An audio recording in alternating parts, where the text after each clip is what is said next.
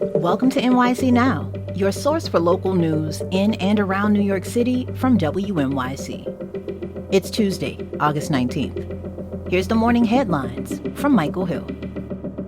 Queens officials are ramping up efforts to shut down unlicensed cannabis shops across the borough.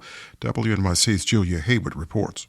Queens District Attorney Melinda Katz says 6 shops were padlocked following undercover buys and coordinated raids over the past month.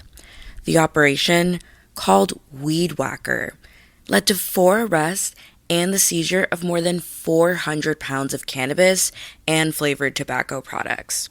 Shops in Flushing, Sunnyside, and Cambria Heights were among those shut down. Katz says her office has closed more than 300 illegal dispensaries since last year and will continue targeting shops that operate without a license. New Jersey has dozens of shovel-ready, clean energy projects that could reduce electricity prices, but as WNYC's Mike Hayes reports, those initiatives are now in peril. New Jersey has 33 large-scale solar energy projects ready to break ground. According to the region's grid authority, PJM, it's enough to power at least 10,000 homes. But PJM says the projects won't be greenlit until at least late 2026.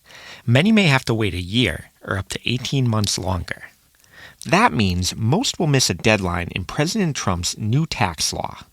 It says any solar project starting construction after 2026 won't qualify for subsidies that could cover 30% of their costs. Industry insiders say, without the funding, many of the projects won't be financially viable. New York City and the region are getting a break from the intense heat and humidity this week, but Hurricane Erin will likely bring dangerous conditions to our shores.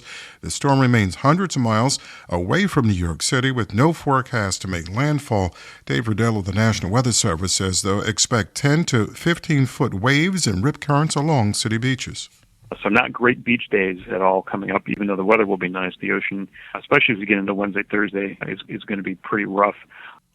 7 people drowned in New York City beaches last year, and a WNYC analysis finds that's the most since 2019. 67 right now with clouds, mostly sunny on this Tuesday with a high temperature of 76, low humidity, and then tomorrow mid-afternoon showers likely and maybe a thunderstorm, mostly cloudy and 74 for a high.